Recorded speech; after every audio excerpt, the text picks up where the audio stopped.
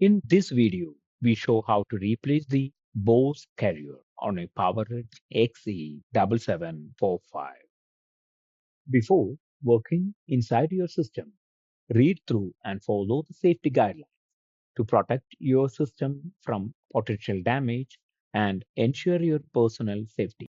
For more information about safety guidelines, see the service manual at dell.com/support. To remove the Bose car carrier, pull the retention latch lock to open and slide the carrier out.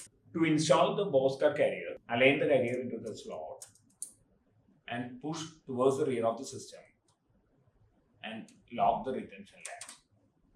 For more information or support, if that the PowerEdge XE7745, visit dell.com/support.